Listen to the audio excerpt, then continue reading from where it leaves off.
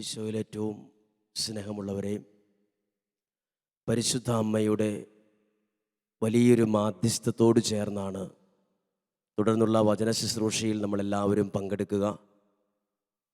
ഈ വചന ശുശ്രൂഷയിലൂടെ ധാരാളം നന്മകളും ദൈവാനുഗ്രഹങ്ങളും ഇത് കേട്ടുകൊണ്ടിരിക്കുന്ന ഓരോ പ്രിയപ്പെട്ടവർക്കും ലഭിക്കുവാൻ വേണ്ടി പ്രാർത്ഥിക്കുകയാണ്.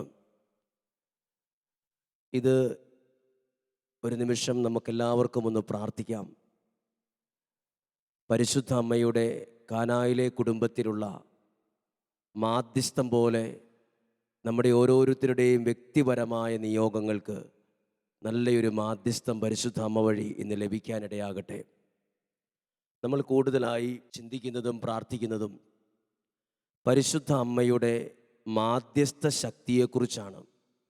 ഒരുപക്ഷെ ഇത് കേൾക്കുന്ന നിങ്ങൾക്ക് ഞാൻ പറയുന്നതിനേക്കാൾ കൂടുതൽ അനുഭവവും ബോധ്യവുമുള്ളവരായിരിക്കും. ദൈവവചനത്തിലൂടെയാണ് ഈ ഒരു സമയം നമ്മൾ കടന്നു പോകുന്നത്.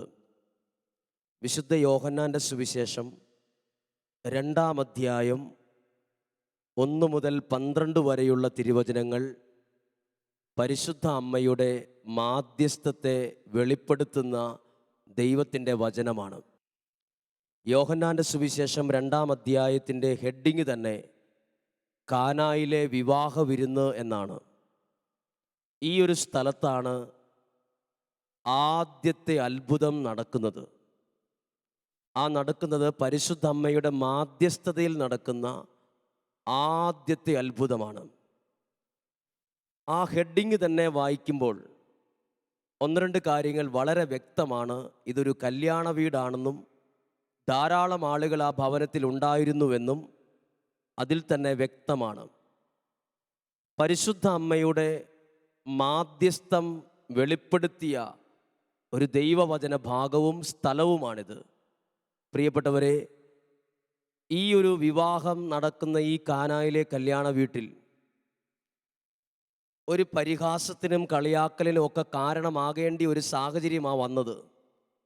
പക്ഷെ പരിശുദ്ധ അമ്മയുടെ മാധ്യസ്ഥം വലിയ അസ്വസ്ഥതകളിൽ നിന്നും വിഷമങ്ങളിൽ നിന്നും ഈ കുടുംബത്തെ രക്ഷിച്ചു. ഞാൻ ഈ ദൈവവചനത്തിലൂടെ 1-ാമത്തെ വചനം വായിക്കുകയാണ്.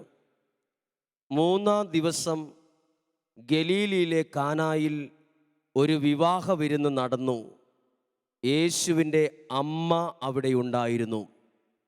പ്രിയപ്പെട്ടവരെ, ഈ വിവാഹ വിരുന്ന് നടക്കുമ്പോൾ യേശുവിൻ്റെ അമ്മ അവിടെ ഉണ്ടായിരുന്നു എന്നാണ് എഴുതിയിരിക്കുന്നത്. ആ മലയാള വാക്ക് എഴുതിയിരിക്കുന്ന സ്റ്റൈല് തന്നെ ശ്രദ്ധിച്ചാൽ അത് ഉണ്ടായിരുന്നു എന്നാണ്. അതായത് നമ്മുടെ വീട്ടിൽ ഏതെങ്കിലും ഒരു ആഘോഷം വെക്കുമ്പം ചില ആളുകൾ നേരത്തെ ആ വീട്ടിൽ ഉണ്ടായിരിക്കുന്നത് നമ്മുടെ കുടുംബത്തോട് വളരെ അടുപ്പമുള്ളവരും നമ്മളോട് വലിയ സ്നേഹമുള്ളവരുമായിരിക്കും. അപ്പോൾ ആ ദൈവവചനത്തിൽ നിന്ന് വളരെ വ്യക്തമാണ് പരിശുദ്ധ അമ്മയ്ക്കും ഈ കാനായിലെ കുടുംബവുമായി വളരെ അടുത്ത ഒരു ബന്ധമുണ്ടായിരുന്നു എന്ന്. പ്രിയപ്പെട്ടവരെ, പരിശുദ്ധ അമ്മയുടെ മാധ്യസ്ഥം തേടി പ്രാർത്ഥിക്കുന്ന ഓരോ വ്യക്തികളും അറിഞ്ഞിരിക്കണം, അമ്മയുടെ മാധ്യസ്ഥം പ്രാർത്ഥിക്കുന്നവരാണ് നിങ്ങളെങ്കിൽ അമ്മയുടെ സാന്നിധ്യം നിങ്ങളിലും നിങ്ങളുടെ കുടുംബത്തിലും എല്ലാ സമയത്തും ഉണ്ടായിരിക്കും. അതൊരു പ്രത്യേക ഒരു അനുഗ്രഹമാണ്. അത് അനേകം ആളുകൾ ജീവിതത്തിൽ അനുഭവിച്ചറിഞ്ഞിട്ടുള്ള ഒരു യാഥാർത്ഥ്യം കൂടിയാണ്. എന്നെ വളരെ സ്വാധീനിച്ചൊരു കാര്യം പറയാം. കല്യാണ വീട് ബൈബിൾ പരിശോധിക്കുമ്പോൾ വിശുദ്ധ ഗ്രന്ഥത്തിലെ പ്രധാനപ്പെട്ട എല്ലാ കാര്യങ്ങളും ഒരു കുടുംബവുമായി ബന്ധപ്പെട്ടിട്ടുണ്ട്. ബൈബിൾ ആരംഭിക്കുന്നത് ദൈവം കുടുംബത്തെ സ്ഥാപിച്ചു എന്ന് പറഞ്ഞുകൊണ്ടാണ്. സുവിശേഷത്തിലെ ആദ്യത്തെ അത്ഭുതം കല്യാണ വീട്ടിലാണ്. ബൈബിൾ അവസാനിക്കുന്ന വെളിപാട് ഗ്രന്ഥത്തിൽ കാണുന്നതാണ് കുഞ്ഞാടിൻ്റെ വിവാഹ വിരുന്ന്. എല്ലാം കുടുംബവുമായി ബന്ധപ്പെട്ട് നിൽക്കുന്നതാണ്. ഒന്നും കൂടെ ശ്രദ്ധിച്ചാൽ നിങ്ങൾക്കത് മനസ്സിലാകും. ബൈബിൾ ആരംഭിക്കുമ്പോൾ ദൈവം കുടുംബത്തെ സ്ഥാപിച്ചു. സുവിശേഷത്തിൽ ആദ്യം ഈശോ ചെയ്ത അത്ഭുതം കല്യാണ വീട്ടിലാണ്. കല്യാണ വീട് പുതിയ ഒരു കുടുംബം ആരംഭിക്കുന്ന സ്ഥലമാണ്. വിവാഹം നടക്കുന്ന സ്ഥലം വേറൊരു കുടുംബം ആരംഭിക്കുന്ന സ്ഥലമാണ്. ബൈബിൾ അവസാനിക്കുന്നത് കുഞ്ഞാടിൻ്റെ വിവാഹ വിരുന്ന് എന്നാണ്. അതായത് പ്രിയപ്പെട്ടവരെ, പരിശുദ്ധ അമ്മ, നമ്മുടെ ദൈവം കുടുംബത്തെ സ്നേഹിക്കുന്ന ദൈവമാണ്. നമ്മുടെ അമ്മ കുടുംബത്തിന് വേണ്ടി മാധ്യസ്ഥം വഹിക്കുന്ന ആളുമാണ്. പ്രിയപ്പെട്ടവരെ, പരിശുദ്ധ അമ്മയുടെ മാധ്യസ്ഥത്തോട് ചേർന്ന് ചിന്തിക്കുമ്പോൾ ഓർക്കുക, അമ്മയെ സ്നേഹിക്കുന്നവർക്ക് അവരുടെ കൂടെ അമ്മയുടെ സാന്നിധ്യവും മാധ്യസ്ഥവും എന്നും ലഭിച്ചുകൊണ്ടിരിക്കും. രണ്ടാമത്തെ തിരുവചനം ഇങ്ങനെയാണ്: യേശുവും ശിഷ്യന്മാരും വിരുന്നിന് ക്ഷണിക്കപ്പെട്ടിരുന്നു. മൂന്നാമത്തെ വാക്യം: അവിടെ വീഞ്ഞ് തീർന്നു പോയപ്പോൾ യേശുവിൻ്റെ അമ്മ അവനോട് പറഞ്ഞു, അവർക്ക് വീഞ്ഞില്ല. ഒന്നും കൂടെ ആ വാക്ക്, ഇത് കേൾക്കുന്ന നിങ്ങളൊന്ന് ശ്രദ്ധയോടെ മനസ്സിലാക്കിയാൽ ഈ വചനത്തിലൂടെ നിങ്ങളോട് ദൈവത്തിന് എന്തോ ഒരു കാര്യം പറയാനുണ്ട്. ഇത് പലവട്ടം വായിക്കുമ്പോൾ, ഓരോ പ്രാവശ്യം വായിക്കുമ്പോഴും ദൈവത്തിൻ്റെ ആത്മാവ് ഓരോ കാര്യം നമ്മളോട് പറയും. ഈ വചനം നോക്കിക്കേ, അവിടെ വീഞ്ഞ് തീർന്നു പോയപ്പോൾ എന്നാണ്. വീഞ്ഞ് തീർന്നു പോയപ്പോൾ എന്ന് പറഞ്ഞാൽ തീരാറായപ്പോൾ എന്നല്ല, തീർന്നു പോകാൻ ഒരു സാധ്യത അവിടെ ഉണ്ടായിരുന്നപ്പോഴെന്നല്ല. തീർന്നു പോയി എന്ന് പറഞ്ഞാൽ പോയി എന്ന് അതിൻ്റെ അർത്ഥം, ഇനി ആൾക്കാർക്ക് കൊടുക്കാനില്ല എന്നതിൻ്റെ അർത്ഥം. തീർന്നു പോയി. ഈ വചനം വായിക്കുമ്പോൾ തീർന്നു പോയ വിവരം ആദ്യം അറിഞ്ഞതാരാണ്? ആ വീട്ടിലുണ്ടായിരുന്ന പരിശുദ്ധ അമ്മയുടെ സാന്നിധ്യം. പരിശുദ്ധ അമ്മയാണ് ആ വീടിൻ്റെ ഒരു കുറവ് ആദ്യം അറിഞ്ഞതും പരിഹരിക്കാൻ ശ്രമിച്ചതും. ചില ആളുകൾ വിമർശന ബുദ്ധിയോടെ ചോദിക്കും, പരിശുദ്ധ അമ്മയുടെ മാധ്യസ്ഥം തേടി പ്രാർത്ഥിക്കേണ്ട കാര്യമുണ്ടോ? ഇതിന് മാത്രം പ്രാധാന്യം കൊടുക്കേണ്ട കാര്യമുണ്ടോ? പരിശുദ്ധ അമ്മയുടെ സാന്നിധ്യം ആ കുടുംബത്തിൻ്റെ പ്രത്യേക വിധത്തിലായിരിക്കും ലഭിക്കുക. ചില കാര്യങ്ങൾ നമ്മുടെ കുടുംബത്തിൽ തീർന്നു പോകും. നമ്മുടെ ഭവനത്തിൽ തീർന്നു പോകുന്നത് നമ്മളെല്ലാവരും, നമ്മുടെ വീട്ടിലെല്ലാവരും അറിയുന്നതിന് മുമ്പ് നാട്ടുകാർ പലരും അറിഞ്ഞിട്ടുണ്ട്. നമ്മുടെ വീട്ടിൽ പലതും തീർന്നു പോയി. ആദ്യമുണ്ടായിരുന്ന സ്നേഹം, അത് പല കാരണത്താൽ നമ്മുടെ കുടുംബത്തിൽ ഇപ്പോൾ ഇല്ല, തീർന്നു പോയി. പലതും തീർന്നു പോയതാണ്. ഒരു കാലത്തുണ്ടായിരുന്നു, പക്ഷെ അത് തീർന്നു. ഇപ്പോൾ ആ ഒരു തീർന്നതിൽ നമ്മൾ പലരും ദുഃഖിതരാണ്. പക്ഷെ നമ്മൾ വിചാരിക്കുന്നു ഇത് വേറെ ആരും അറിയരുത് എന്നൊരാഗ്രഹം നമുക്കുണ്ട്. പക്ഷെ നാട്ടിൽ മുഴുവൻ ഇത് എല്ലാവർക്കും അറിയാം. ഈ കുടുംബത്തിൽ ഒരു കാര്യം തീർന്നു പോയപ്പോഴോ ഇത് പുറത്താരും അറിഞ്ഞില്ല. ഇതാദ്യം അറിഞ്ഞത് പരിശുദ്ധ അമ്മയാണ്. അമ്മയുടെ സാന്നിധ്യം ഉണ്ടെങ്കിൽ നമ്മുടെ കുറവ്, നമ്മുടെ ഒരു കുറവ് വേറൊരാൾ അറിഞ്ഞാൽ നിങ്ങൾക്കറിയോ എന്താ പ്രത്യേകത? അതെങ്ങനെ ഒന്ന് പരസ്യമാക്കാനുള്ളൊരു വ്യഗ്രത എല്ലാ മനുഷ്യർക്കും ഉണ്ട്. നമ്മുടെ ഒരു കുറവിനെ ആഘോഷമാക്കുന്നവരാണ് ലോകം മുഴുവൻ. നമ്മുടെ ഒരു കുറവിനെ എല്ലാവരും എടുത്ത് നമ്മളെ കളിയാക്കാൻ ഒരു ആയുധം പോലെ ഉപയോഗിക്കുന്നതാണ്. നമ്മുടെ ഒരു കുറവ് കണ്ടിട്ട് വേണം നമ്മൾ പുറത്തേക്ക് ഇറങ്ങുമ്പോൾ എല്ലാവരും കൈകൊട്ടി ചിരിക്കാനും നമുക്കെതിരെ വിമർശിക്കാനും നമ്മളെ എടുത്തെറിയാനും ഒക്കെ ഉപയോഗിക്കുന്ന ആയുധങ്ങളാണ്. അവർക്കത് സന്തോഷമാണ്. നമ്മുടെ പല കുറവുകളും നമ്മളെ അത് പല വിധത്തിൽ വിഷമിപ്പിച്ചിട്ടുണ്ട്. എന്നാൽ ഈ കുടുംബത്തിൻ്റെ കുറവ് നോക്കിക്കേ, ഇത് വേറെ ഒരാളും അറിയാതെ ഇത് പരിശുദ്ധ അമ്മ ആദ്യം അറിഞ്ഞ് ഈ കുറവിനെ പരിഹരിക്കാൻ ശ്രമിച്ചു. പരിഹരിക്കാൻ വേണ്ടി ഈശോയുടെ അടുത്തേക്ക് മാധ്യസ്ഥം വഹിച്ചു. ഒരു പക്ഷേ പ്രിയപ്പെട്ടവരെ, ഇത് കേട്ടുകൊണ്ടിരിക്കുന്ന ഏതെങ്കിലും വ്യക്തികൾ ഏതെങ്കിലും ഒരു കുറവിനെ ഓർത്ത്, വീട്ടിലെ വിഷമത്തെ ഓർത്ത് സങ്കടത്തിലും ഭാരത്തിലും ഇരിക്കുന്നവരായിരിക്കും. നിങ്ങൾക്കിപ്പോൾ തന്നെ പരിശുദ്ധ അമ്മയുടെ മാധ്യസ്ഥത തേടി പ്രാർത്ഥിക്കാൻ ആരംഭിക്കാം. നിങ്ങളുടെ കുറവിനെ ദൈവം നികത്താൻ പരിശുദ്ധ അമ്മ നിങ്ങൾക്ക് വേണ്ടി, നിങ്ങളുടെ കുടുംബത്തിന് വേണ്ടി പ്രത്യേകം മാധ്യസ്ഥം വഹിച്ചിരിക്കും. ഈ കുടുംബത്തിൽ ചെയ്ത പോലെ തന്നെ. ഹല്ലേലൂയ. പ്രിയപ്പെട്ടവരെ, ഈ ഒരു അനുഗ്രഹം നിങ്ങൾ ഏറ്റുവാങ്ങണം. അടുത്ത വചനം നിങ്ങൾക്ക് വായിക്കുമ്പോൾ ഈ കാര്യങ്ങളെക്കുറിച്ച് കൂടുതൽ വ്യക്തമാകും. യേശുവിൻ്റെ അമ്മ അവനോട് പറഞ്ഞു, അവർക്ക് വീഞ്ഞില്ല. നാലാമത്തെ വചനം, യേശു അവളോട് പറഞ്ഞു, സ്ത്രീയെ, എനിക്കും നിനക്കും എന്ത്? എൻ്റെ സമയമായിട്ടില്ല. ഒന്നും കൂടി ഒന്ന് ശ്രദ്ധിച്ചു നോക്കി. ഈശോ ഡയറക്റ്റായിട്ട് പറയുവാണ്, എൻ്റെ സമയമായിട്ടില്ല എന്ന്. അപ്പോൾ പരിശുദ്ധ അമ്മ അല്ലെങ്കിൽ മറിയം സമയമായിട്ടില്ല എന്നും പറഞ്ഞ് വിഷമിച്ചിരിക്കുകയല്ല ചെയ്തേ. സമയമായിട്ടില്ല എന്ന് ഈശോ പറഞ്ഞപ്പം പരിശുദ്ധ അമ്മയുടെ മാധ്യസ്ഥം എന്താണ്? സമയമായിട്ടില്ലാത്തൊരു സാഹചര്യത്തിൽ അവിടെ ഒരു ദൈവാനുഗ്രഹം കൊണ്ടിരുന്നു. ഉദാഹരണം പറയാം. സമയമായിട്ടില്ല, പക്ഷേ അമ്മയുടെ മാധ്യസ്ഥം ആ കുടുംബത്തിൽ സംഭവിക്കാനുള്ള അനുഗ്രഹത്തിൻ്റെ കാര്യത്തെ വേഗത്തിലാക്കി. അതായത് നമുക്ക് ദൈവത്തിൻ്റെ അനുഗ്രഹം ചിലപ്പോൾ അടുത്ത വർഷമായിരിക്കും കിട്ടാനുള്ളത്. പരിശുദ്ധ അമ്മയുടെ മാധ്യസ്ഥം തേടി പ്രാർത്ഥിക്കുമ്പോൾ ലഭിക്കുന്ന ഒരു കൃപയാണ് അടുത്ത വർഷം ലഭിക്കാൻ സാധ്യതയുള്ള അനുഗ്രഹത്തെ പരിശുദ്ധ അമ്മ വേഗത്തിലാക്കി തരും. അപ്പം ഈ കുടുംബത്തിൽ അത്ഭുതം ചെയ്യാൻ സമയമായിട്ടില്ല എന്ന് പറഞ്ഞു, പക്ഷെ അത്ഭുതം നടന്നിട്ടില്ല എന്നും പറഞ്ഞല്ല ബൈബിൾ അവസാനിക്കുന്നത്. അവിടെ അത്ഭുതം നടന്നു. ഇവിടെ ഒരു അനുഗ്രഹത്തെ വേഗത്തിലാക്കിയത് പരിശുദ്ധ അമ്മയുടെ മാധ്യസ്ഥമല്ലേ? അങ്ങനെയാണെങ്കിൽ എല്ലാ പ്രിയപ്പെട്ടവരും ശ്രദ്ധിച്ചോ, പരിശുദ്ധ അമ്മയോട് മാധ്യസ്ഥം തേടി പ്രാർത്ഥിക്കുമ്പോൾ നിങ്ങളുടെ ഭവനത്തിലേക്കും തലമുറകളിലേക്കും വരുവാനുള്ള അനുഗ്രഹത്തിൻ്റെ വേഗത കൂടും. വേഗത കൂട്ടാനുള്ള മാധ്യസ്ഥ ശക്തി വേറെ ഒരാൾക്കുമില്ല. ആ ഒരു കൃപയുള്ള ആളാണ് പരിശുദ്ധ അമ്മ. പ്രിയപ്പെട്ടവരെ, പരിശുദ്ധ അമ്മയോട് മാധ്യസ്ഥം തേടി പ്രാർത്ഥിക്കുമ്പോൾ ലഭിക്കുന്ന ഒരു കാര്യം, നിങ്ങളുടെ ഭവനത്തിലേക്കുള്ള അനുഗ്രഹങ്ങൾ ഇപ്പോഴത്തേക്കാൾ വേഗത്തിൽ നിങ്ങളുടെ കൈകളിലെത്താൻ ദൈവം ഇടയാക്കും. ഹല്ലേലൂയ. പ്രിയപ്പെട്ടവരെ, ശ്രദ്ധിക്കുക. പരിശുദ്ധ അമ്മയുടെ മാധ്യസ്ഥന് പ്രത്യേകതയാണ് ശ്രദ്ധിച്ചത്. സമയമായിട്ടില്ല എന്ന് പറഞ്ഞ് 5-ാമത്തെ വചനം ഇങ്ങനെയാണ്. 5-ാമത്തെ വചനം, അവൻ്റെ അമ്മ പരിചാരകരോട് പറഞ്ഞു, അവൻ നിങ്ങളോട് പറയുന്നത് ചെയ്യുക. ഇത് വളരെ പ്രധാനപ്പെട്ട ഒരു കാര്യമാണ്. നമ്മളെല്ലാവരും ചിലപ്പോൾ ചില ആളുകൾക്കെങ്കിലും ഒരു പരാതിയുണ്ട്, പ്രാർത്ഥിച്ചിട്ടൊന്നും നടക്കുന്നില്ല.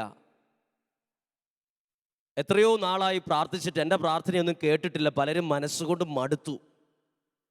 ചില ആളുകൾ പ്രാർത്ഥിച്ചിട്ട് ഉത്തരം കിട്ടാത്തതുകൊണ്ട് അവരുടെ പ്രാർത്ഥനാ ജീവിതവും നിർത്തി, ദേവാലയത്തിലുള്ള പ്രാർത്ഥന പോകുന്നത് പോലും നിർത്തി. അവർ പോകുന്ന പലരെയും തിരിക്കാൻ തുടങ്ങി. നിങ്ങൾ എന്തിനാ പോകുന്നതെന്ന് ചോദിക്കാൻ തുടങ്ങി. നിങ്ങളും പോക്ക് നിർത്തുക, എനിക്കൊരു അനുഭവം ഉണ്ടായിട്ടില്ല എന്ന് പറയാൻ തുടങ്ങി. പരിശുദ്ധ അമ്മയുടെ പ്രത്യേകമായൊരു മാധ്യസ്ഥം നിങ്ങൾ നോക്കിക്കേ. അവൻ്റെ അമ്മ പറഞ്ഞു, അവൻ പറയുന്നത് പോലെ ചെയ്യുക. ഞാൻ പറയുന്ന പോലെ ചെയ്യാനല്ല. ഇതൊരു പ്രത്യേകതയാണ്. നിങ്ങളുടെ ഭവനത്തിൽ ഒരു ദൈവാനുഗ്രഹം വേണമെന്ന് നിങ്ങൾ ഒരു കടുകുമണിയോളം പ്രതീക്ഷിക്കുന്നുണ്ടെങ്കിൽ, നിങ്ങൾ ആദ്യം ഞാനും നിങ്ങളും ചെയ്യേണ്ട ഒരു കാര്യമാണ്, അവൻ നിങ്ങളോട് പറയുന്നത് ചെയ്യണം. എന്താ പറഞ്ഞിട്ടുള്ളത്? അവൻ നിങ്ങളോട് പറഞ്ഞിട്ടുള്ളത് മുഴുവനാണ് ഈ ദൈവവചനത്തിനകത്ത് എഴുതിയിരിക്കുന്നത്. നമ്മൾ എങ്ങനെയും ഒരു കാര്യം നടക്കണം എന്നുള്ളവർക്ക് ഇത് ബാധകമല്ല. ഇന്നത്തെ കാലത്ത് ആത്മീയത വേറെ രീതിയിലാണ് പോകുന്നത്. ഒരു പരിധിവരെ എങ്ങനെയും കാര്യം നടന്നാൽ മതി. കാര്യം നടക്കാൻ വേണ്ടി ഏത് രീതിയിലും എങ്ങനെ വേണമെങ്കിലും ചെയ്യും. കാര്യം നടന്നു കഴിഞ്ഞാൽ പിന്നെ എല്ലാ ബന്ധവും തീർന്നു. അതുകൊണ്ടാണ് ഈശോ ഏറ്റവും കൂടുതൽ സന്തോഷിച്ചത് ജന്മനാ മുടന്തനായ ഒരാൾ സുഖപ്പെട്ടപ്പോഴല്ല. ഈശോ ഏറ്റവും കൂടുതൽ സന്തോഷിച്ചത് 38 വർഷമായി കിടന്ന ഒരാൾ എഴുന്നേറ്റ് പോയപ്പോഴുമല്ല. ഈശോ ഏറ്റവും കൂടുതൽ സന്തോഷിച്ചത് പാപത്തിൽ കിടന്നൊരു വ്യക്തി മാനസാന്തരത്തിൽ വന്നപ്പോൾ ഭയങ്കര സന്തോഷിച്ചു എന്ന് ബൈബിൾ എഴുതിയിട്ടുണ്ട്. എന്തുകൊണ്ട് 5 അപ്പം 5000 പേർക്ക് കൊടുത്തപ്പോൾ ഈശോ സന്തോഷിച്ചില്ല ഇത്രയും? എന്തുകൊണ്ട് 38 വർഷം ബെത്സേദ കുളക്കരയിൽ കിടന്ന രോഗി പെട്ടെന്ന് സുഖപ്പെട്ടപ്പോൾ ഈശോ സന്തോഷിച്ചില്ല, സ്വർഗ്ഗം സന്തോഷിച്ചില്ല? ഒരു പ്രത്യേകത നിങ്ങളും ഞാനും ഒക്കെ കാണുന്നത്, കടബാധ്യത മാറാൻ വേണ്ടി പ്രാർത്ഥിക്കുന്നവർ കടബാധ്യത മാറിയാൽ പിന്നെ ദൈവത്തെ അന്വേഷിക്കാൻ പോകാറില്ല. കടബാധ്യത മാറി കാര്യം നടന്നു. ഇന്ന് പ്രത്യേക കാര്യം നടക്കുക എന്നുള്ള എങ്ങനെയും കാര്യം നടക്കണം. ഇപ്പോൾ നിങ്ങൾ കേട്ടുകൊണ്ടിരിക്കുന്ന നിങ്ങളും എങ്ങനെയും കാര്യം നടക്കണമെന്നൊരു ചിന്തയിലാണെങ്കിൽ നിങ്ങൾക്ക് ഇപ്പോൾ തന്നെ TV ഓഫ് ചെയ്ത് നിങ്ങളുടെ അടുത്ത പരിപാടിയിലേക്ക് പോകാം. കാര്യം നടക്കണമെന്നല്ല ഇവിടെ പറഞ്ഞത്, എങ്ങനെയും കാര്യം നടക്കാൻ വേണ്ടിയല്ല പറഞ്ഞു. അവൻ നിങ്ങളോട് പറയുന്നത് ചെയ്യുവിൻ. നിങ്ങളുടെ കൈകളിൽ പേനയുണ്ടെങ്കിൽ നിങ്ങൾക്ക് നിങ്ങളുടെ ബൈബിളിൽ അത് വരച്ചു വെക്കാം.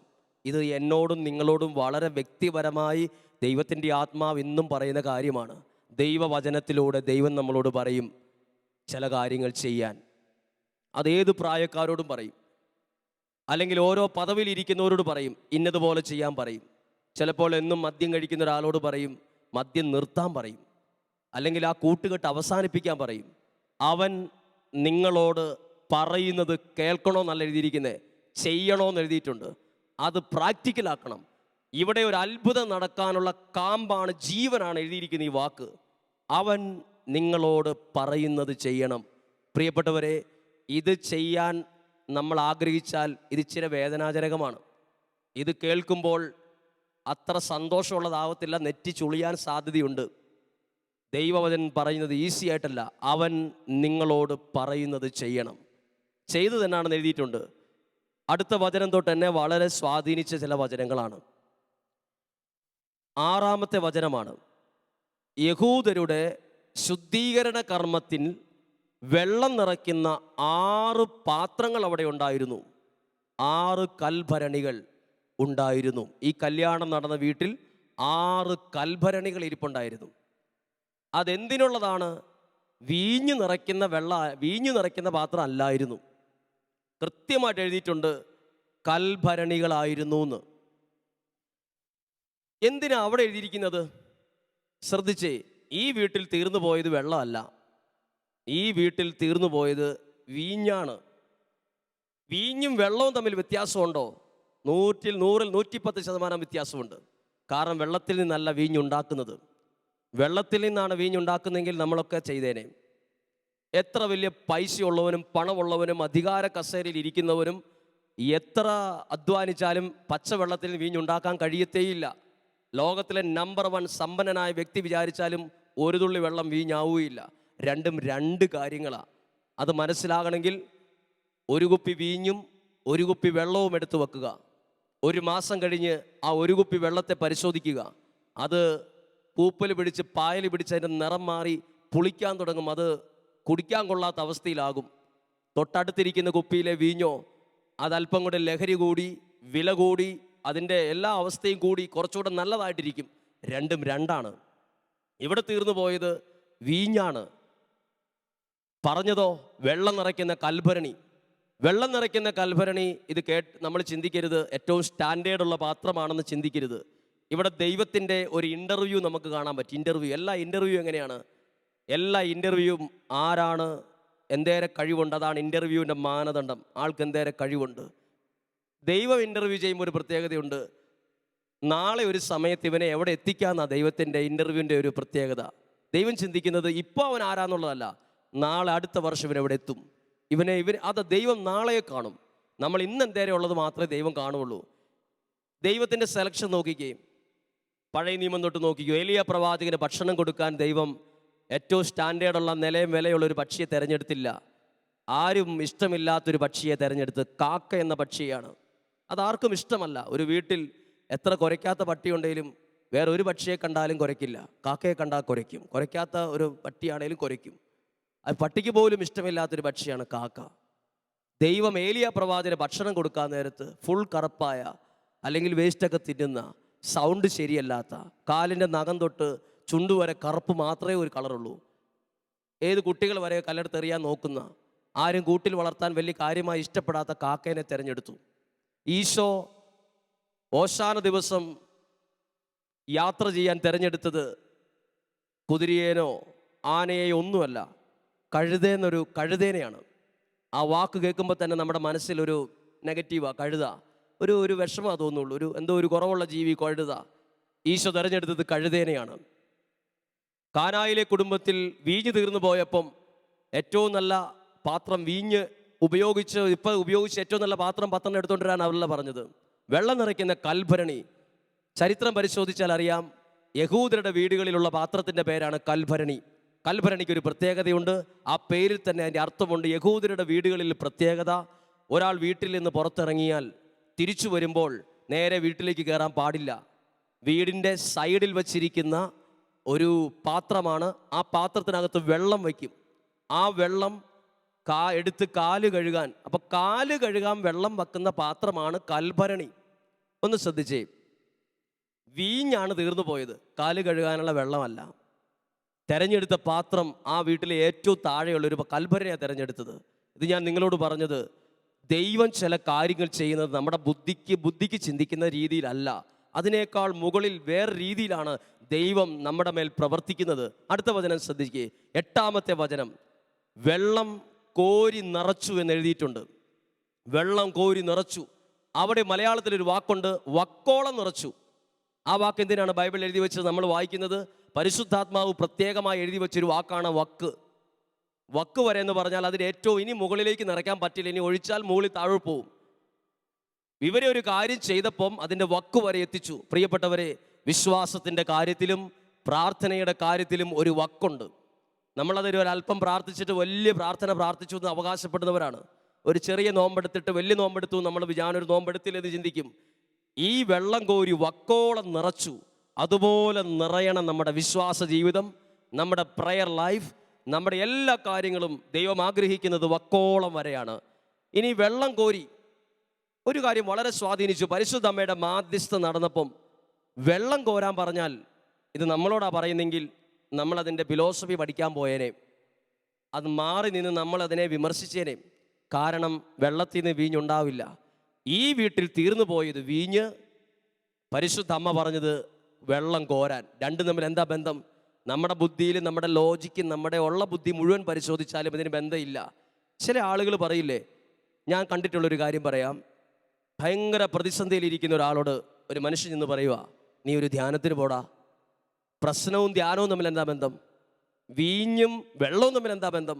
വീഞ്ഞും വെള്ളം, വീഞ്ഞ് തീർന്നു പോയപ്പോൾ വെള്ളം കോരാനാണോ പറയുന്നത്? രണ്ടും തമ്മിൽ നമ്മുടെ ബുദ്ധിയിൽ കണക്ക് കൂട്ടിയാൽ ബന്ധമില്ല. പക്ഷേ ഈ കുടുംബത്തിൽ വീഞ്ഞു തീർന്നു പോയപ്പം വെള്ളം കോരി. പ്രിയപ്പെട്ടവരെ, നമ്മൾ ചില പ്രതിസന്ധികളിൽ പരിശുദ്ധ അമ്മയുടെ മാധ്യസ്ഥം തേടുന്ന എന്തിനാ? നമ്മുടെ കുടുംബത്തിൽ ദൈവീക ഇടപെടൽ വരുന്ന ഒരു ചാലാണ് പരിശുദ്ധ അമ്മയുടെ മാധ്യസ്ഥം. പരിശുദ്ധ അമ്മയുടെ മാധ്യസ്ഥം നമ്മുടെ കുടുംബത്തിലേക്ക് ദൈവത്തിൻ്റെ അനുഗ്രഹത്തിൻ്റെ ഒഴുക്ക് ഉണ്ടാവുന്ന ചാലാണ്. അതിലെയാ വരുന്നത്. അത് നമ്മുടെ കുടുംബത്തിൽ വേണം. പ്രാർത്ഥിക്കുമ്പോൾ പരിശുദ്ധ അമ്മയുടെ മാധ്യസ്ഥം തേടി പ്രാർത്ഥിക്കുക. കാനായിൽ കുടുംബത്തിൽ സംഭവിച്ച അത്ഭുതങ്ങളെക്കാൾ വലുത് ദൈവം പരിശുദ്ധ അമ്മ വഴി നമ്മുടെ ജീവിതത്തിൽ ചെയ്യാൻ ഉണ്ടെങ്കിലോ എന്നല്ല, ഉണ്ട്. ഇത് കേട്ടുകൊണ്ടിരിക്കുന്ന നിങ്ങൾ വളരെ പ്രതിസന്ധിയിലായിരിക്കും. എല്ലാ വഴികളും അടഞ്ഞു എന്ന് ചിന്തിച്ച ഒരു സമയത്തായിരിക്കും ഇത് കേട്ടത്. അല്ലെങ്കിൽ ഇത് ഈ ഒരു വചനം നിങ്ങൾ ശ്രദ്ധിക്കപ്പെട്ടത്. നിങ്ങളുടെ ജീവിതത്തിൽ പച്ചവെള്ളത്തിനെ മറ്റൊരു വസ്തുവാക്കാൻ, മധുരമുള്ള വീര്യമുള്ള വീഞ്ഞാക്കാൻ ഒരു സെക്കൻഡ് കൊണ്ട് സർവശക്തനായ ദൈവത്തിന് കഴിയുമെങ്കിൽ നിങ്ങളുടെ ഏത് പ്രശ്നത്തെയും മാറ്റാനും അത് മധുരമുള്ള അവസ്ഥയിൽ എത്തിക്കാനും ദൈവത്തിന് കഴിയും. പരിശുദ്ധ അമ്മയുടെ മാധ്യസ്ഥത്തിന് ഇങ്ങനെ ഒരു ശക്തിയുണ്ട്. അതുകൊണ്ട് പ്രിയപ്പെട്ടവരെ, ഇപ്പോൾ കേട്ട ഈ ദൈവവചനത്തെ നിങ്ങളൊന്ന് പ്രാർത്ഥനയോടെ സ്വീകരിക്കുക. ഇത് വെറുതെ ഒന്ന് കേട്ടു എന്ന് മാത്രമല്ല, നിങ്ങളുടെ കൈകളിൽ ബൈബിൾ ഉണ്ടെങ്കിൽ, നിങ്ങളുടെ വീട്ടിൽ ഒരു ദൈവവചനം ഉണ്ടെങ്കിൽ എടുത്ത് വായിക്കുക. അത് സ്പീഡിൽ വായിച്ചാൽ ഈ അർത്ഥമൊന്നും നിങ്ങൾക്ക് പിടികിട്ടണമെന്നില്ല. അതിൻ്റെ ഓരോ ഫുൾ സ്റ്റോപ്പിന് നിർത്തി അതെന്തിനാ ഇത് ഈ രീതിയിൽ എഴുതിയെന്നൊരു ഒരു പ്രാവശ്യം ചിന്തിക്കണം. എന്തിനാ ഇങ്ങനെ എഴുതിയത്? ഈ ഒരു സമയത്തിനുള്ളിൽ ഞാൻ നിങ്ങളോട് പറഞ്ഞ മെസ്സേജ് നിങ്ങളുടെ ഹൃദയത്തിൽ ദൈവം അത് വലിയ ശക്തമായി ഏൽപ്പിച്ചിട്ടുണ്ടെന്ന് ഞാൻ വിശ്വസിക്കുകയാണ്. പ്രിയപ്പെട്ടവരെ, നിങ്ങൾക്ക് പ്രാർത്ഥിക്കാം.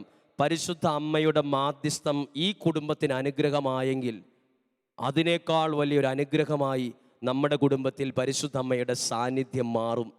പ്രിയപ്പെട്ടവർ, അതുകൊണ്ട് ജപമാല ചൊല്ലി പ്രാർത്ഥിക്കുമ്പോഴും കുടുംബ പ്രാർത്ഥനയിലും അമ്മയുടെ മാധ്യസ്ഥത്തിനൊന്നും ഒരു കുറവ് വരാൻ പാടില്ല. അമ്മയുടെ മാധ്യസ്ഥം ആര് വിമർശിച്ചാലും, ആരിതിനെക്കുറിച്ച് കുറ്റം പറഞ്ഞാലും, ഇതിനെക്കുറിച്ച് വലിയ പഠനങ്ങൾ ഇതിൻ്റെ ആവശ്യമില്ല എന്ന് തെളിയിച്ചാലും, ദൈവവചനത്തിലൂടെ നമ്മളെ പഠിപ്പിച്ചൊരു കാര്യം ശ്രദ്ധിച്ച്, അമ്മയുടെ സാന്നിധ്യം ആ കുടുംബത്തിൽ വലിയൊരു അനുഗ്രഹമായിട്ട് മാറി. അതുകൊണ്ട് പ്രിയപ്പെട്ടവരെ, നിങ്ങൾക്കും ഈ സമയത്ത് കണ്ണുകളടച്ച് പ്രാർത്ഥിക്കാം. പരിശുദ്ധ അമ്മയുടെ സാന്നിധ്യവും മാധ്യസ്ഥവും നിങ്ങളുടെ വ്യക്തി ജീവിതത്തിലും കുടുംബത്തിലും ശക്തമായിട്ടുണ്ടാകട്ടെ. ഈ ഒരു പരിശുദ്ധ അമ്മയുടെ മാധ്യസ്ഥം നിങ്ങളുടെ ജീവിതത്തിൽ തന്നെ ഒരു വലിയ ടേണിംഗ് പോയിന്റ് ആകാൻ കാരണമാകട്ടെ. ഒരു നല്ല മാറ്റത്തിന്, ഒരു അനുഗ്രഹത്തിന് കാരണമാകട്ടെ. നിങ്ങൾക്ക് വേണ്ടി ഈ സമയത്ത് പ്രാർത്ഥിക്കട്ടെ. ഈ ദൈവവചനത്തിലൂടെ പരിശുദ്ധാത്മാവ് നിങ്ങളോട് സംസാരിക്കും. ഈ വചനത്തിലൂടെ ദൈവം നിങ്ങളുടെ ജീവിതത്തിൽ ഇടപെടും. ഈ വചനത്തിലൂടെ പരിശുദ്ധ അമ്മയുടെ സാന്നിധ്യം നിങ്ങൾ കുറെ കൂടി കൂടുതൽ അനുഭവിച്ചറിയും. അതിനുള്ള എല്ലാ അനുഗ്രഹത്തിനു വേണ്ടി പരിശുദ്ധ അമ്മ വഴി ഈ സമയത്ത് ഞാനും പ്രാർത്ഥിക്കുന്നു. ഒരുമിച്ച് ചേർന്ന് പ്രാർത്ഥിക്കാം. നന്മ നിറഞ്ഞ മറിയമേ, സുസ്തി, കർത്താവ് അങ്ങയോടുകൂടെ സ്ത്രീകളിൽ അങ്ങ് അനുഗ്രഹിക്കപ്പെട്ടവളാകുന്നു.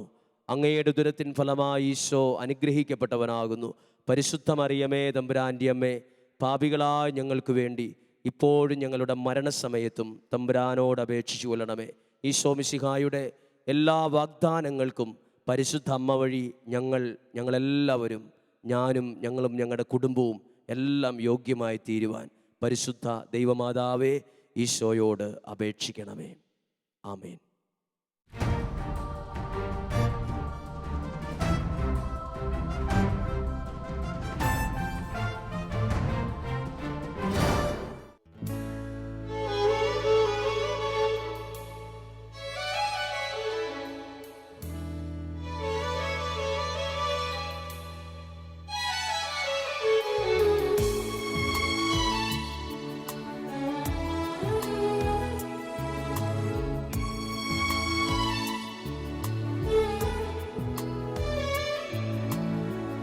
മനസ്സിലെ അൾത്താരയിൽ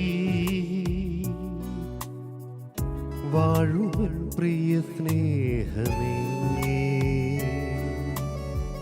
മനസ്സിലെ അൾത്താരയിൽ വാഴുവൻ പ്രിയ സ്നേഹമേ,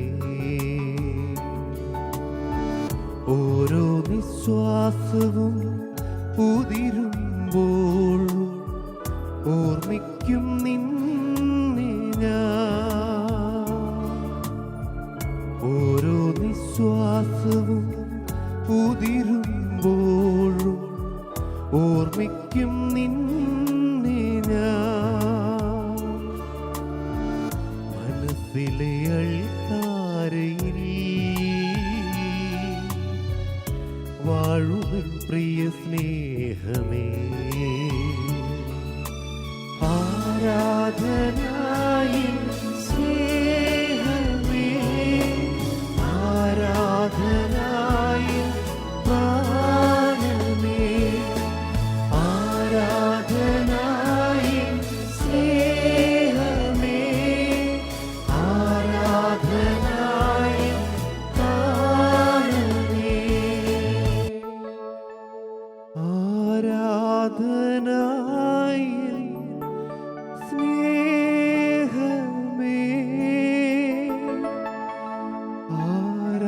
ആരാധനായി പ്രാണനേ. നമ്മുടെ ജീവിതത്തെയും ജീവിതത്തിൻ്റെ സമസ്ത മേഖലകളെയും അനുഗ്രഹിക്കുന്ന ഈശോയുടെ സാന്നിധ്യത്തിലായിരുന്നു കൊണ്ട് നമുക്ക് പറയാം, പരിശുദ്ധ പരമദിവ്യകാരുണ്യ ഈശോയ്ക്ക് നേരവും ആരാധനയും സ്തുതിയും പുകഴ്ചയും ഉണ്ടായിരിക്കട്ടെ. നിത്യസ്തുതിക്ക് യോഗ്യനായ പരിശുദ്ധ പരമദിവ്യകാരുണ്യ ഈശോയ്ക്ക് എന്നേരവും ആരാധനയും സ്തുതിയും പുകഴ്ചയും ഉണ്ടായിരിക്കട്ടെ. ഞങ്ങളെ ഓരോരുത്തരെയും അനുഗ്രഹിക്കുവാൻ ഇഷ്ടപ്പെടുന്ന ഒരുങ്ങി നിൽക്കുന്ന പരിശുദ്ധ പരമദിവ്യകാരുണ്യ ഈശോയ്ക്ക് എന്നേരവും ആരാധനയും സ്തുതിയും പുകഴ്ചയും ഉണ്ടായിരിക്കട്ടെ.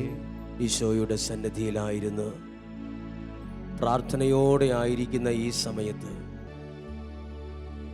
നമ്മുടെ ജീവിതത്തെ മുഴുവൻ ദൈവത്തിൻ്റെ ബലമുള്ള കരങ്ങളിൽ ഏൽപ്പിച്ചു കൊടുക്കാം. ഈ ആരാധനയിൽ പങ്കെടുത്ത് പ്രാർത്ഥിക്കുന്ന ഓരോ പ്രിയപ്പെട്ടവരിലും ദൈവത്തിൻ്റെ ശക്തി ഇറങ്ങി ദൈവത്തിൻ്റെ അനുഗ്രഹം ശരിയായി വെളിപ്പെടും. ഈ സമയത്ത് ദൈവത്തിൻ്റെ കരങ്ങളിൽ നമ്മുടെ ജീവിതത്തിൻ്റെ ഓരോ അവസ്ഥകളെയും ഏൽപ്പിച്ചു കൊടുത്ത് നമുക്ക് പ്രാർത്ഥിക്കാം. സർവശക്തനായ ദൈവമാണ് നമ്മോടൊപ്പമുള്ളത്.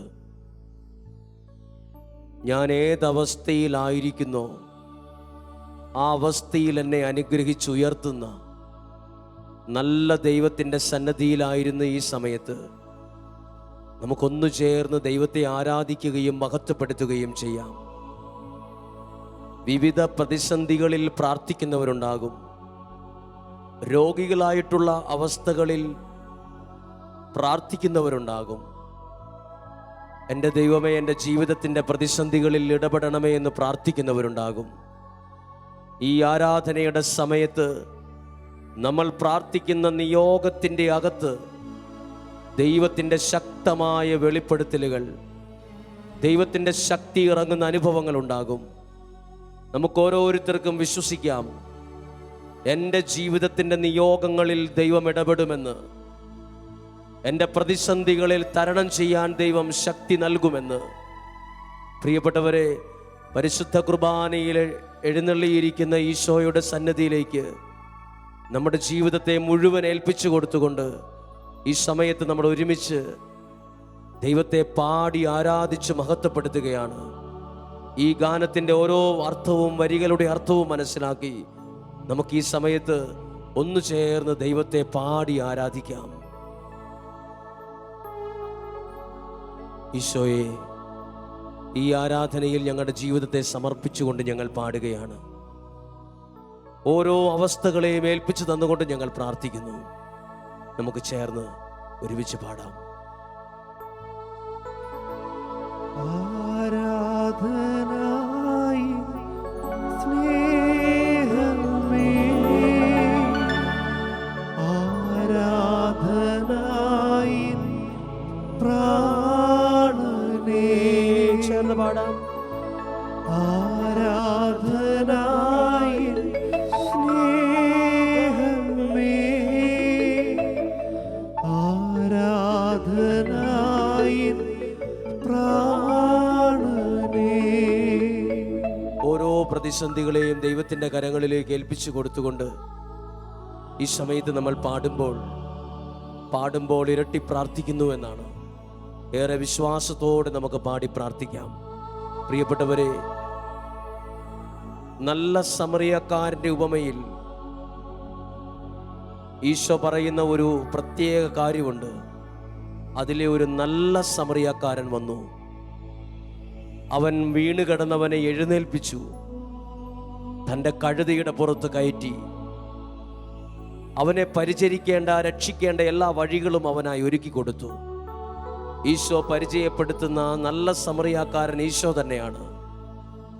വീണിടത്തു നിന്ന് നമ്മെ എഴുന്നേൽപ്പിക്കുന്നവനായൊരു ദൈവമുണ്ട്. നാം എവിടെ വീണു പോയാലും, ഏത് സാഹചര്യത്തിൽ വീണു പോയവരാണെങ്കിലും, ഈ ലോകത്തിലെ ആര് നമ്മുടെ കൈക്ക് പിടിച്ചില്ലെങ്കിലും ഈ ദൈവം വീണിടത്തു നിന്ന് എന്നെ കൈപിടിച്ചുയർത്തുന്ന ദൈവമാണ്. ഒരുപക്ഷെ ഈ ആരാധനയിൽ പങ്കെടുക്കുന്ന ഏതെങ്കിലും ചില വ്യക്തികളെങ്കിലും എവിടെയെങ്കിലും വീണ് ആരുമൊന്ന് രക്ഷിക്കാൻ പോലും ഇല്ലാത്ത അവസ്ഥയിൽ സങ്കടപ്പെടുന്നവരായിരിക്കും. ഈ അവസ്ഥയിൽ ദൈവത്തിന്റെ വചനം ഓർക്കുക. ഈശോ പരിചയപ്പെടുത്തിയ നല്ല സമറിയാക്കാരൻ ഈശോ തന്നെയാണ്. എന്നെ ആയിരിക്കുന്ന അവസ്ഥയിൽ നിന്ന് പിടിച്ചെഴുന്നേൽപ്പിക്കുന്ന എൻ്റെ ദൈവമാണത്. ഇപ്പോൾ ആയിരിക്കുന്ന അവസ്ഥയെ ദൈവത്തിന്റെ കരങ്ങളിലേക്ക് കൊടുത്ത് നമ്മുടെ കരങ്ങളെ അല്പം ഉയർത്തിപ്പിടിച്ച് ഒരു നിമിഷം നമുക്ക് ദൈവത്തെ ഒന്ന് സ്തുതിച്ച് പ്രാർത്ഥിക്കാം. ഞങ്ങളെല്ലാവരും ചേർന്ന് ഒരുമിച്ച് സ്തുതിക്കുന്നു. ഹല്ലേലൂയ. എല്ലാവരും ചേർന്ന് ദൈവമേ, ഞങ്ങൾ ഒന്ന് ചേർന്ന് അങ്ങേ മഹത്വപ്പെടുത്തി പ്രാർത്ഥിക്കുന്നു. ദൈവത്തിന്റെ അനുഗ്രഹം ഞങ്ങളിലേക്ക് ഇറങ്ങി പ്രവർത്തിക്കുന്നതിന് വേണ്ടി പ്രാർത്ഥിക്കുന്നു. ദൈവത്തിന്റെ ആത്മാവ് ഞങ്ങളിൽ പ്രവർത്തിക്കുന്നതിന് വേണ്ടി പ്രാർത്ഥിക്കുന്നു. പരിശുദ്ധാത്മാവ് ഞങ്ങളിൽ ഇടപെടുന്നതിന് വേണ്ടി പ്രാർത്ഥിക്കുന്നു. ഓ പരിശുദ്ധാത്മാവേ, ഞങ്ങളുടെ ജീവിതത്തിൽ അങ്ങ് ഇറങ്ങി വരണമേ എന്ന് പ്രാർത്ഥിക്കുന്നു. Hallelujah, hallelujah, hallelujah. ദൈവമേ, നന്ദി പറയുന്നു. പരിശുദ്ധാത്മാവേ, ഞങ്ങളെ സഹായിക്കണമേ എന്ന് പ്രാർത്ഥിക്കുന്നു. Hallelujah, hallelujah, hallelujah. യേശുവേ, ഞങ്ങളുടെ ജീവിതത്തെ ദൈവത്തിന്റെ കരങ്ങളിൽ സമർപ്പിച്ചുകൊണ്ടാണ് പ്രാർത്ഥിക്കുന്നത്. നിങ്ങൾ ചോദിക്കുന്നതിനും നനയ്ക്കുന്നതിനും മുമ്പേ നിങ്ങളുടെ ആവശ്യങ്ങൾ അറിയുന്നു എന്ന് പറഞ്ഞ നല്ല ദൈവത്തെ നമ്മൾ ഒരുമിച്ച് പ്രാർത്ഥിക്കുന്നു. Hallelujah, hallelujah, hallelujah. യേശുവേ, നന്ദി. നമുക്ക് ചേർന്ന് പാടി പ്രാർത്ഥിക്കാം. ആരാധനായി സ്നേഹമേ, ആരാധനായി പ്രാണനേ. അർത്ഥമറിഞ്ഞ് നമ്മൾ ചേർന്ന് പാടുന്നു. ആരാധനായി സ്നേഹമേ, ആരാധനായി പ്രാണനേ. ഈ സമയത്ത് ഈശോയുടെ സന്നദ്ധിയിലായിരുന്നു പ്രാർത്ഥിക്കുന്ന ഏതെങ്കിലും സഹനത്തിലൂടെയോ വേദനകളിലോ നിരാശയിലോ ഒറ്റപ്പെടലിലോ ആയിരിക്കുന്ന ഏതെങ്കിലും വ്യക്തികൾ ഈ ആരാധനയിൽ പങ്കെടുത്ത് പ്രാർത്ഥിക്കുന്നെങ്കിൽ ഇതാ നിങ്ങളുടെ അവസ്ഥയെ അറിയുന്ന ഒരു ദൈവം ഈ സമയത്ത് നിങ്ങളായിരിക്കുന്ന സ്ഥലത്ത് പ്രാർത്ഥിക്കുമ്പോൾ തന്നെ നിങ്ങളെ ശക്തിപ്പെടുത്തി അനുഗ്രഹിച്ചുയർത്തുന്ന ഒരു സമയമാണിത്. പ്രിയപ്പെട്ടവരെ, ഈശോയുടെ കുരിശിലേക്ക് നോക്കി നമ്മുടെ ജീവിതത്തിൻ്റെ എല്ലാ സഹനങ്ങളെയും സമർപ്പിച്ചേൽപ്പിക്കുകയാണ്. ഒരാൾ പറഞ്ഞു, എല്ലാവരാലും ഒറ്റപ്പെടുന്ന വേദനയാണ് കത്തിക്ക് മുറിക്കുന്നതിനേക്കാൾ വലിയ വേദന. ഒരു കത്തി കൊണ്ട് ശരീരത്ത് കുത്തി ഇറക്കുന്നേക്കാൾ വലിയ വേദന ഒറ്റപ്പെടലിൻ്റെ വേദനയാണ്.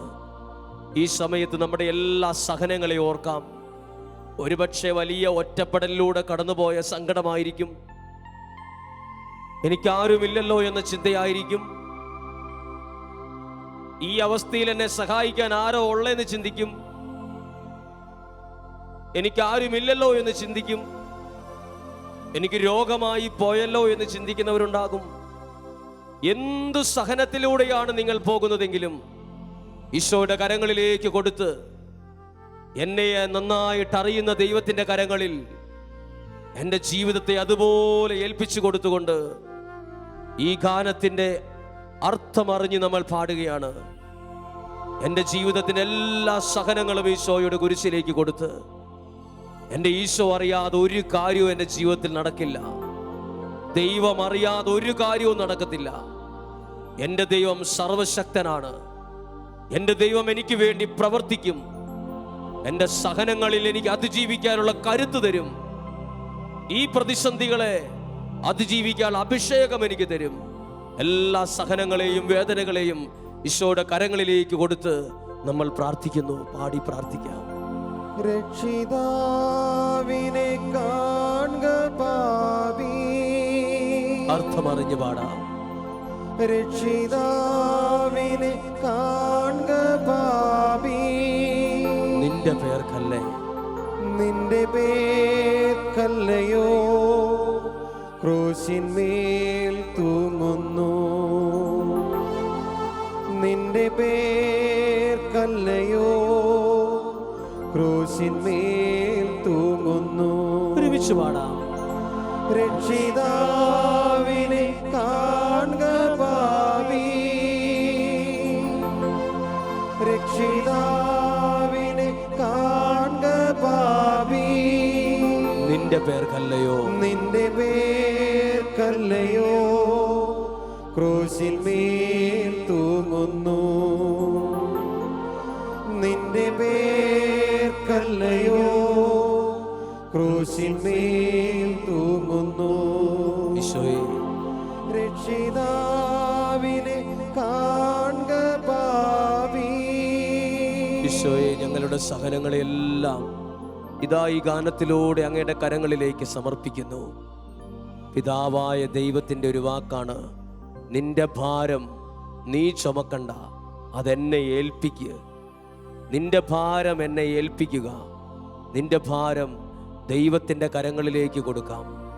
പ്രിയപ്പെട്ടവരെ, ഏതവസ്ഥകളെയും ദൈവകരങ്ങളിൽ കൊടുത്താൽ അവിടെ ദൈവത്തിൻ്റെ ഇടപെടലുണ്ടാകും, അവിടെ ദൈവത്തിൻ്റെ കരം അവർക്കായി ചലിക്കും. പാടാം.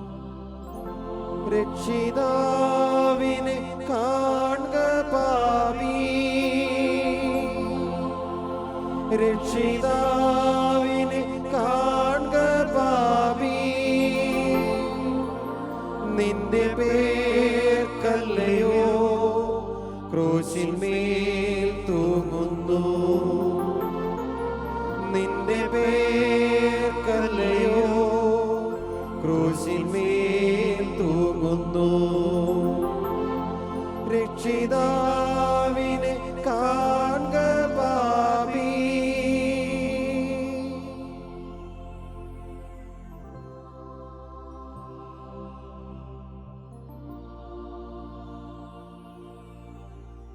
കർത്താവായ ദൈവമേ, അങ്ങയുടെ കരങ്ങളിൽ ഞങ്ങളുടെ ജീവിതത്തെ സമർപ്പിച്ചേൽപ്പിക്കുന്ന ഒരിക്കൽ കൂടി വിശുദ്ധ ഗ്രന്ഥത്തിലെ മനോഹരമായൊരു ദൈവവചനം ഞങ്ങൾ ഓർക്കുന്നു.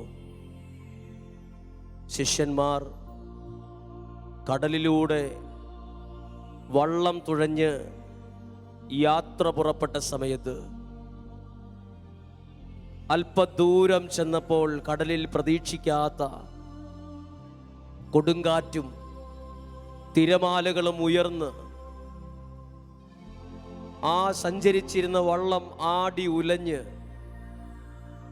ഇത് മറിയും, ജീവൻ തന്നെ അപകടത്തിലാകുമെന്ന് വിചാരിച്ച സമയത്ത് ഈശോ വെള്ളത്തിൻ്റെ മുകളിൽ കൂടെ നടന്ന് അവരുടെ അടുത്തേക്ക് വന്ന ഒരു സംഭവം.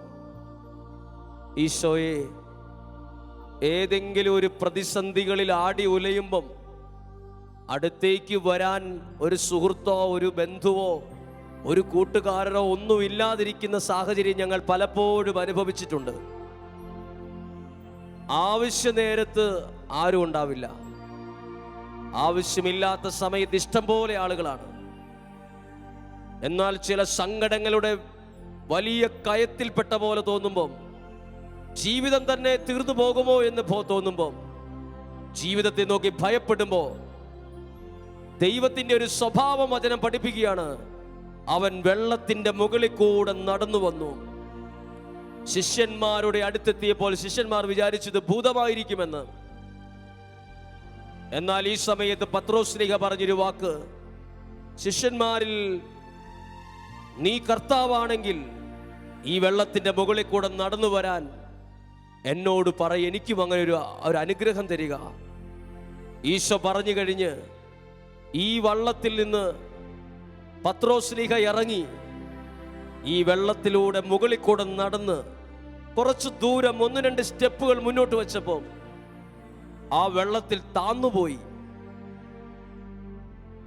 താന്നുപോയ സമയത്ത് ഈശോ കയ്യിൽ കയറി പിടിച്ചു, ആ വെള്ളത്തിൽ തന്നെ പിടിച്ചുയർത്തി.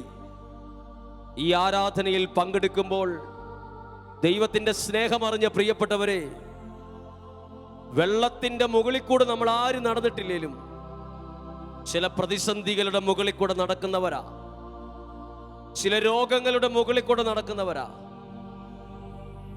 എപ്പോഴാ താന്നു പോകുന്നതെന്ന് അറിയത്തില്ലാത്ത ചില അവസ്ഥകളുടെ മുകളിലാണ് നിൽക്കുന്നേ. താന്നു പോയാൽ തന്നെ ശ്വാസം മുട്ടുന്നതിന് മുമ്പേ പിടിച്ചുയർത്തുന്ന ഒരു ദൈവം നമുക്കുണ്ട്. പ്രിയപ്പെട്ടവരെ, പത്രോസ് ശ്ലീഹ താന്നു പോയപ്പോൾ ആ വെള്ളത്തിന്റെ മുകളിൽ പിടിച്ചുയർത്തി നിർത്തിയില്ലേ ദൈവത്തിന്റെ കരം? ഇതുപോലെ ഈ ആരാധനയിൽ പരിശുദ്ധ കുർബാനയുടെ മുമ്പിൽ ഇരുന്ന് പ്രാർത്ഥിക്കുന്ന നിങ്ങളുടെ ജീവിതത്തെ എവിടെയെല്ലാം താണുപോയാലും ഇതേ ദൈവം പിടിച്ചുയർത്തി നിർത്തും. ഞാനിങ്ങനെ ചിന്തിച്ചു, ദൈവം എവിടെയാ പിടിച്ചുയർത്തി നിർത്തിയത്? താഴ്ന്നു പോയ അതേ വെള്ളത്തിന്റെ മുകളിൽ വീണ്ടും പിടിച്ചുയർത്തി. ഒരിക്കൽ താന്നുപോയ സ്ഥലത്ത് തന്നെ.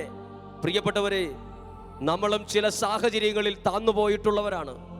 ചില സാമ്പത്തിക മേഖലകളിൽ, പല കാര്യങ്ങളിലും എവിടെ നമ്മൾ താന്നുപോയാലും ഇവിടെ നമ്മൾ ദൈവത്തിൽ ആശ്രയിച്ചാൽ അതേ സ്ഥലത്ത് ഇതേ ദൈവം നമ്മയും കൈക്ക് പിടിച്ചുയർത്തും. അങ്ങനെയെങ്കിൽ ഒരിക്കൽ കൂടി നമ്മുടെ കരങ്ങൾ സ്വർഗത്തിലേക്ക് ഉയർത്തിപ്പിടിച്ച് ഈ ദൈവത്തെ നമ്മൾ ഒരുമിച്ച് ഒരിക്കൽ കൂടി സ്തുതിച്ചൊന്ന് പ്രാർത്ഥിക്കുകയാണ്. നമ്മുടെ 2 കരങ്ങളും ഉയർത്തിപ്പിടിച്ച് നമുക്കെല്ലാവർക്കും ഒരു നിമിഷം കൈപിടിച്ചുയർത്തുന്ന ദൈവം. പത്രോസ് ശ്ലീഹായുടെ കരം, ഉയർന്ന കരത്തിന്റെ മേലാണ് ഈശോ പിടിച്ചുയർത്തിയത്. ആ കരത്തിൽ ഈശോ പിടിച്ചു. നമുക്ക് വിശ്വസിക്കാം, ഈ അവസ്ഥയിൽ എൻ്റെ ഉയർത്തിയ കരം എൻ്റെ ഈശോ പിടിക്കാനിടയാകും. ഈശോ പിടിച്ച് എന്നെ താഴ്ത്തു എന്നല്ല പറഞ്ഞേ, എന്നെ ഉയർത്തും. എവിടെയെല്ലാം താണുപോയാലും ഇതാ ഈ ഉയർത്തിയ കരം അനുഗ്രഹത്തിന്റെ ഒരു സാക്ഷ്യമായിട്ട് മാറട്ടെ. നമുക്കെല്ലാവർക്കും ചേർന്ന് ഒരിക്കൽ കൂടി ദൈവത്തെ സ്തുതിച്ച് പ്രാർത്ഥിക്കാം. ഹല്ലേലൂയ. ദൈവമേ, ഞങ്ങൾ ഒന്ന് ചേർന്ന് അങ്ങയെ സ്തുതിച്ച് പ്രാർത്ഥിക്കുന്നു. ദൈവത്തിന്റെ അനുഗ്രഹത്തിന് വേണ്ടി പ്രാർത്ഥിക്കുന്നു. പരിശുദ്ധാത്മാവിന്റെ ഇടപെടൽ ഉണ്ടാകുന്നതിന് വേണ്ടി പ്രാർത്ഥിക്കുന്നു. പത്രോസ് ശ്ലീഹായുടെ കരം പിടിച്ചുയർത്തി താന്നുപോയ വെള്ളത്തിന്റെ മുകളിൽ പിടിച്ചു നിർത്തിയതുപോലെ ഞങ്ങളെ പിടിച്ചു നിർത്തണമേ എന്ന് പ്രാർത്ഥിക്കുന്നു. കർത്താവെ, ഓരോ പ്രിയപ്പെട്ടവരെയും ഏറ്റെടുക്കണമേ എന്ന് പ്രാർത്ഥിക്കുന്നു. ഓരോ സാഹചര്യങ്ങളിൽ നിന്നും രക്ഷ നൽകണമെന്ന് പ്രാർത്ഥിക്കുന്നു. ഒരു വലിയ വിടുതൽ നൽകണമെന്ന് പ്രാർത്ഥിക്കുന്നു. പരിശുദ്ധാത്മാവിന്റെ സഹായത്തിനായിട്ട് പ്രാർത്ഥിക്കുന്നു. ഈശോയുടെ സാന്നിധ്യത്തിന് ഈ സമയത്ത് അഭിഷേകം നിറയുന്നതിന് നന്ദി പറയുന്നു. ഒരുപക്ഷെ ആരാധനയിൽ പങ്കെടുക്കുന്ന ഒരുപാട് പേരെ ഈശോ ഏറ്റെടുത്ത് അനുഗ്രഹിക്കുന്ന ഒരു സമയം തന്നെയായത്. കരഞ്ഞ് കലങ്ങിയ കണ്ണുകളോടെ ഈ ആരാധനയിൽ പങ്കെടുക്കുന്നവരുണ്ട്. ഹൃദയത്തിന്റെ ദുഃഖത്തിൽ വെന്ത് നീറുന്ന പ്രതിസന്ധികളിൽ കഴിയുന്നവരുണ്ട്. നിങ്ങളെ കൈക്ക് പിടിച്ച് ഉയർത്തുന്ന ഒരു നല്ല സമയമാണിത്. Hallelujah, hallelujah, hallelujah. ചേർന്ന് പാടാം. കരങ്ങൾ ഹൃദയത്തോട് ചേർന്ന് നമ്മൾ പാടി പ്രാർത്ഥിക്കുകയാണ് ഈ സമയത്ത്. രക്ഷിതാവിനെ കാൺക പാപി, രക്ഷിതാവിനെ കാൺക പാപി, നിന്റെ പേർക്കല്ലയോ ക്രൂശിന്മേൽ തൂങ്ങുന്നു, നിന്റെ പേർക്കല്ലയോ ക്രൂശിന്മേൽ തൂങ്ങുന്നു. ഒരുമിച്ച് ചേർന്ന് പാടാം. രക്ഷിതാവിനെ കാൺക പാപി, രക്ഷിതാവിനെ കാൺക പാപി, നിന്റെ പേർക്കല്ലയോ ക്രൂശിന്മേൽ തൂങ്ങുന്നു, നിന്റെ പേർക്കല്ലയോ ക്രൂശിന്മേൽ തൂങ്ങുന്നു. പ്രിയപ്പെട്ടവരെ, ഇതാ ഈ പരിശുദ്ധ കുർബാനയുടെ ആശീർവാദം സ്വീകരിക്കുന്ന ഈ സമയത്ത് വിശ്വാസത്തിൽ കാണാൻ പറ്റും. ഈ ആരാധനയിൽ പങ്കെടുത്ത ഒരുപാട് പേരെ ഈശോ എഴുന്നേൽപ്പിച്ചത്, പ്രതീക്ഷയില്ലാത്ത സാഹചര്യങ്ങളിൽ പ്രതീക്ഷ നൽകിയത്, ദൈവത്തിന്റെ ജീവനുള്ള കരം നിങ്ങളുടെ നേരെ നീട്ടിയത് ഈ ആരാധനയിൽ വിശ്വാസത്തിൽ കണ്ട കാര്യങ്ങളാണ്. ഇനി നിങ്ങളോട് ദൈവം ചോദിക്കുന്ന ഒരു ചോദ്യം: എന്തിനാണ് ഭയപ്പെടുന്നത്? എന്തിന് ഭയപ്പെടണം? ദൈവം കൂടെയുണ്ടെങ്കിൽ എന്തിന് നിങ്ങൾ ഭയപ്പെടണം? ധൈര്യമായിരിക്കുക, ദൈവം നിങ്ങളെ സഹായിക്കും. ഈ സമയത്ത് പരിശുദ്ധ കുർബാനയുടെ ആശീർവാദം നമുക്ക് ഏറ്റവും സ്നേഹത്തോടെ ഏറ്റുവാങ്ങാം. പരിശുദ്ധ അമ്മയുടെ സാന്നിധ്യത്തോട് ചേർന്ന് അമ്മയുടെ മാധ്യസ്ഥവും ഈ ഒരു അഭിഷേകം സ്വീകരിക്കാൻ കാരണമാകട്ടെ. സ്വർഗത്തിൽ നിന്നാഗതമാ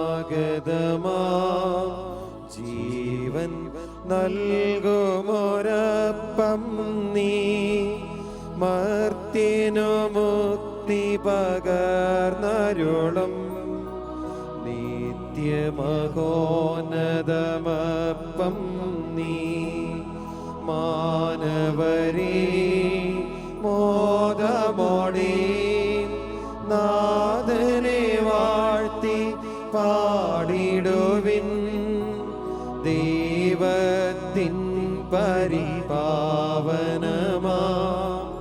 സന്നിധി ചേർന്നു വണങ്ങിടുവിൻ, സന്നിധി ചേർന്നു വണങ്ങിടുവിൻ. സ്വർഗത്തിൽ നിന്നാഗതമാ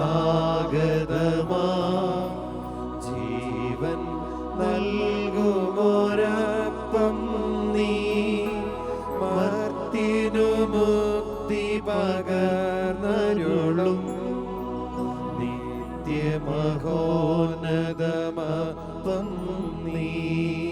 പരിശുദ്ധ ശരീരത്താലും വിലയേറിയ രക്തത്താലും പാപത്തിൻ കറകളിൽ നിന്നും മർത്യനു നീ മോചനമേകി. സകലേശാദിവ്യകടാക്ഷം തൂകണമേ വത്സലസുതരിൽ, നിർമ്മലരായി ജീവിച്ചിടുവാൻ ചിന്തണമേ ദിവ്യവരങ്ങൾ.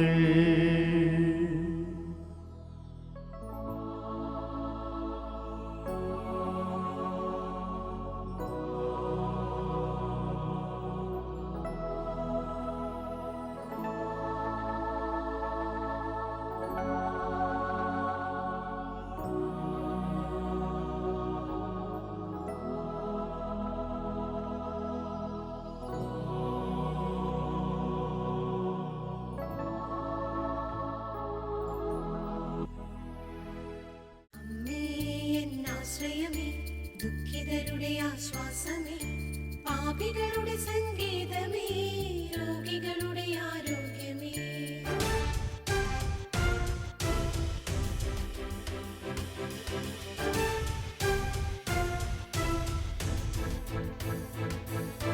അമ്മേ എന്നാശ്രയമേ, ദുഃഖിതരുടെ ആശ്വാസമേ, പാപികളുടെ സങ്കേതമേ, രോഗികളുടെ ആരോഗ്യമേ.